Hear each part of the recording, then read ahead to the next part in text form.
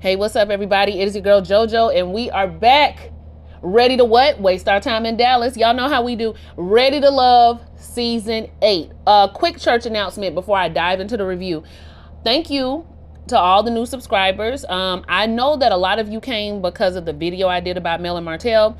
And I want to say thank you for you being here, but I also want to let you know, in case you are a Millimeter or a Martellometer, I don't know if he has fans.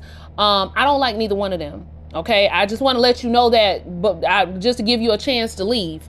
You know, if you don't want to be here, I just want to let you know I don't like either one of them. I don't like anybody on that cast. My favorite person on that cast is LeBarrick's wife. And I know y'all don't remember who that is, and you don't remember her for a reason, because she sat in that jacuzzi on season 1 and didn't say a mumbling word. Maybe it was season 2, and I liked her for that. So that is my favorite person on the cast, nobody else. Okay, that is my favorite person to ever appear on Love and Marriage Huntsville. I don't like anybody on that show. Okay. I have more respect for Mel than I do for Martell, but I really don't like any of them. All right, so I just wanted to put that out there so that you all would have time to exit, in case you thought I would be doing more content about Mel and Martell. I won't. I don't even review the show anymore for my own personal reasons. Now, for those of you who've been here, back to Ready to Love Season 8. Now, you guys know I sound a lot more pleasant than I normally do because the people done gave your girl a break. Yes, they did. Will Packard and them, they gave me a break, and I needed it, because those back-to-back seasons of Ready to Love were running me very, very low. I was going to jump on camera this time, but you guys know I spend about 90% of my life looking like Wesley Snipes. I don't put on no makeup. I put this hair in a ponytail. I throw on the Crocs, and I do what I need to do. I go to work, and that's in uniform, so I really don't do too much sprucing up unless I need to spruce it up.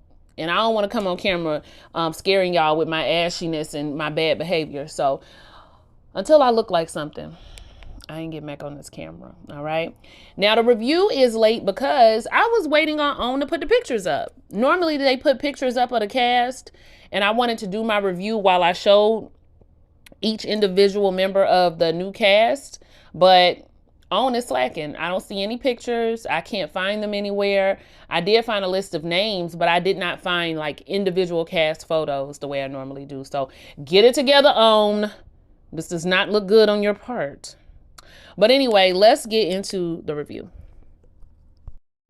All right, y'all. This review really isn't going to be too long because y'all know on the first episode,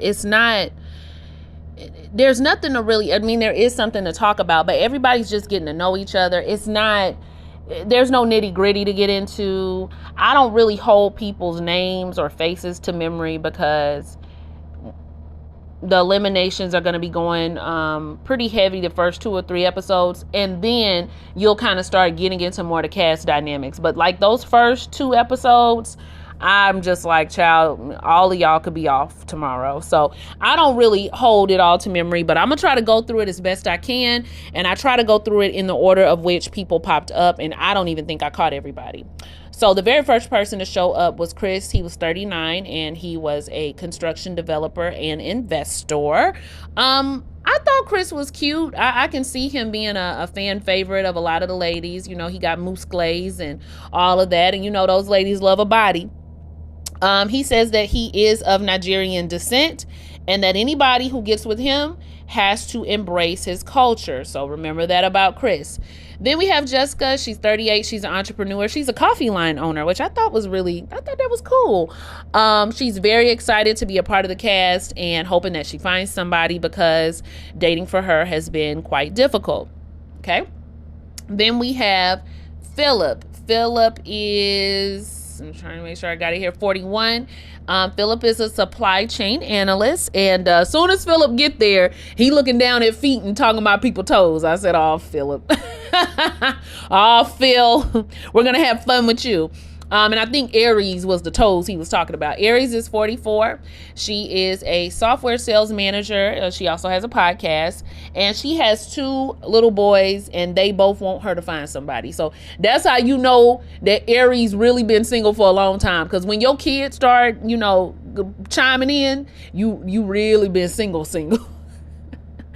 But they're ready for her to find a little boyfriend. Then we have Talkila. Talkila's 35 and says she's an executive assistant. Talkila, I felt bad for, we're going to talk about different scenarios as we go. So Talkila, I could tell she was trying to connect with some of the men, but it was coming off as more like interviewee than it was let me get to know you. And also, whenever the guys would say something she didn't like, she'd just kind of be like, like very like, none of you are worth my time. But I really do think that I don't think she was doing anything purposely to try to come off a certain way. But it would kind of backfired for her.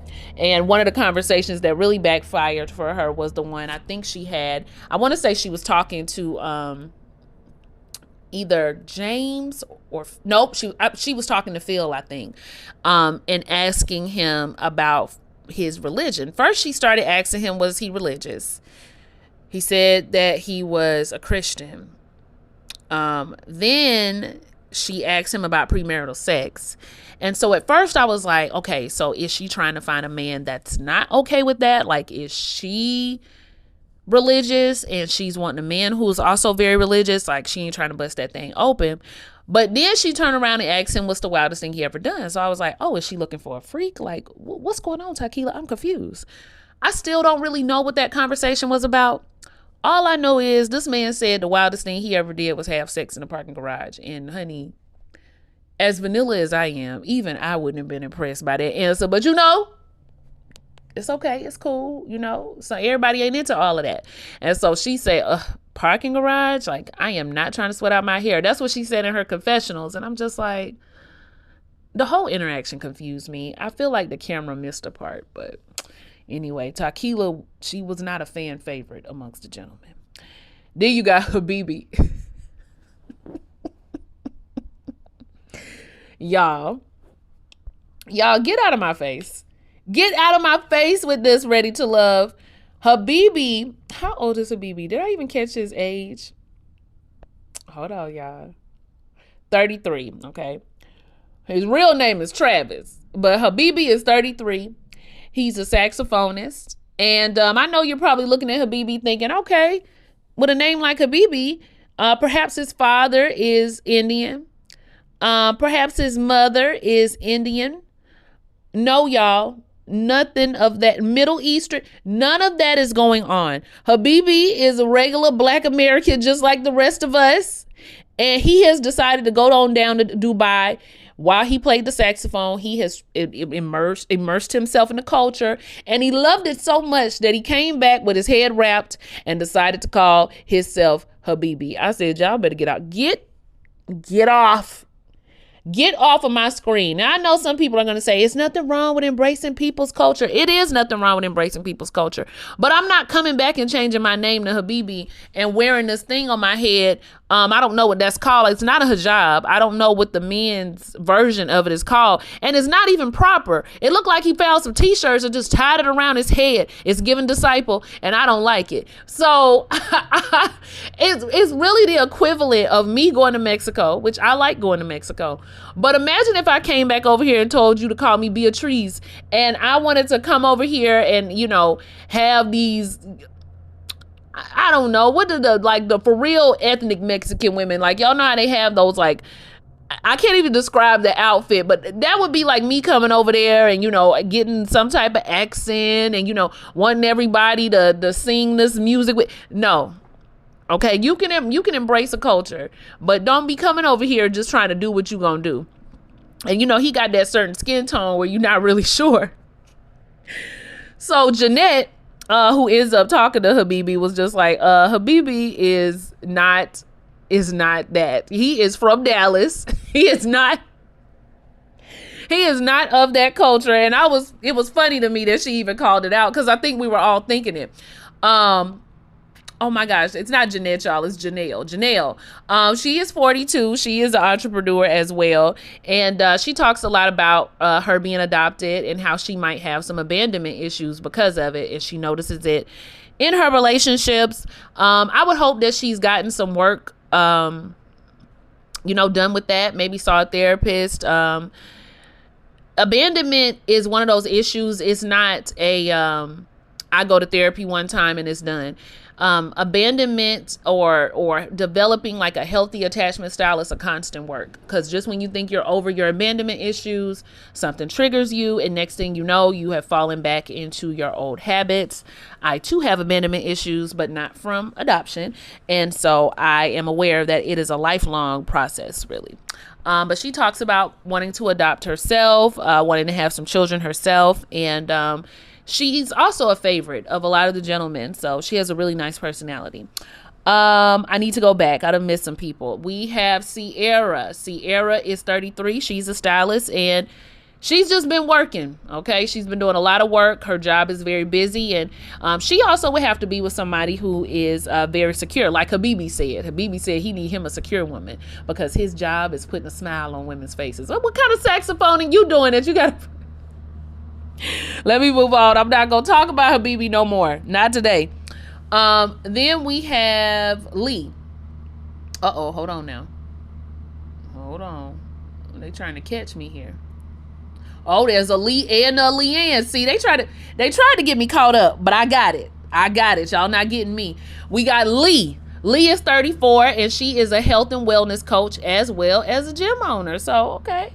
Go ahead. Now, see, this is where they're going to confuse me, because Lee is a gym owner and Leanne also does something with fitness. So I got to try to keep them two. Separate in my mind. But speaking of Leanne, I'll go ahead and bring her up. Leanne is a realtor, and she also does fitness. Now, I don't think she's a gym owner, but I do think she's some type of trainer. Child, I hope I ain't got these two confused in my notes. All right, then we have Marvin. Now, y'all, Marvin says he presents conservative, but he is actually an erotic author and a dominant. I was like, now I know for some of y'all that's a no, but as for me in my house,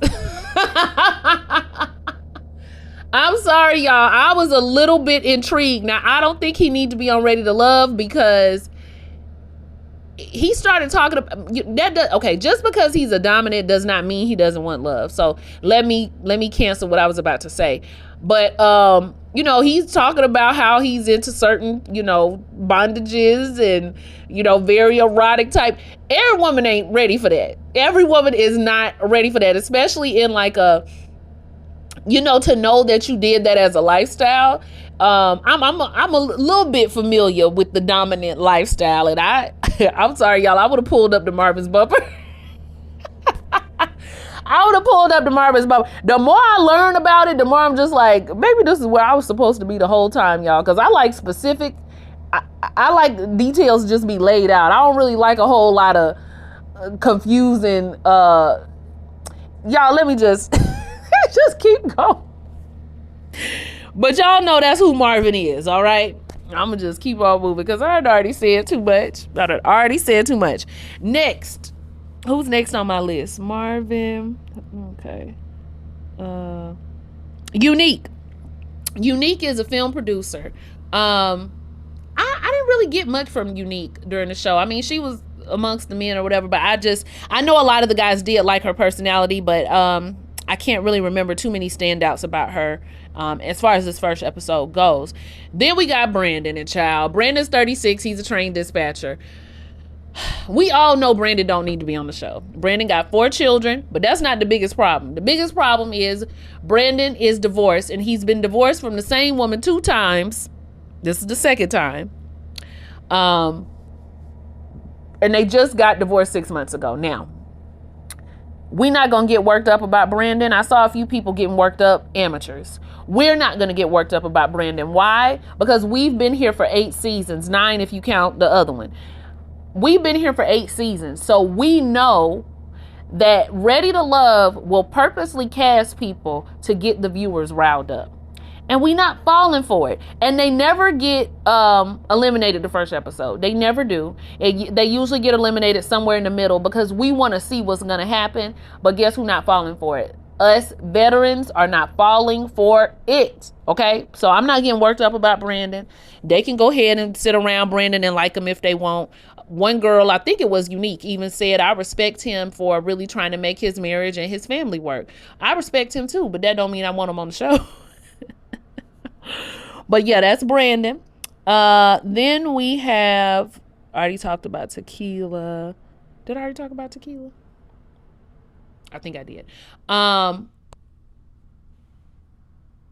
Then we have, I want to talk about the connection that Lee and Quentin ended up having. So they were having a conversation. First, let me introduce you to Quentin before I go into that.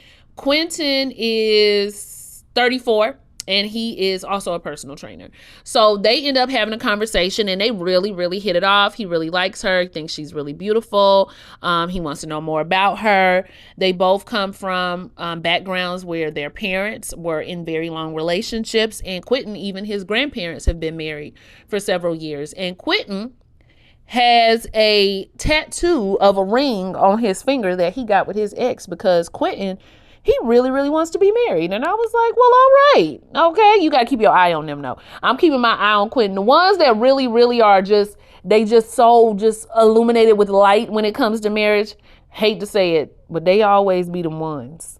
So I'm going to keep my eye on Quentin. I'm going to keep my eye on him. I'm going to hope he real about what he's saying. And he even says he wants 3 children. And Lee says she wants 2. So, maybe they could work something out. But we'll see. But I can see the two of them possibly getting together. James, I think he called himself Red. He's a DJ and a comedian. I ain't really get much out of him, so I can't really tell you much about him. Morier, he's 36. He's also an entrepreneur, and he was the one who ended up pulling Talkila to the side to have like a heart-to-heart moment with her. So that was really nice. That was nice of him. Kira, I think she's one of the younger ones on the show, and you could tell. They kept calling her, I think she was the one they kept calling White Boots. The guys really liked her. She was bubbly. She was full of personality. She'll do a little spin for you. I said, girl, you gonna kick for him too? But she don't mind getting some folks in check. I can already tell. And I do think that she is going to be one of the standouts of the cast this season. So nephew Tyler Perry does eventually come out in the middle and tell them that 2 people will be going home. Of course, we've already voiced our opinion on people going home the first night. They don't care. So when he pulls the gentleman to the side to see who they like and who they don't like,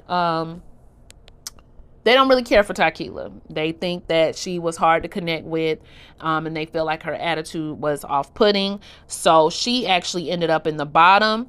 And there was one more person that ended up in the bottom of the ladies. And I want to say it was Leanne. Yeah, it was Leanne. And who ended up going home was Leanne, who I felt disappointed for. I felt like I heard her voice break a little bit when she was talking about having to be eliminated for the show. So, oh no, I felt bad for her.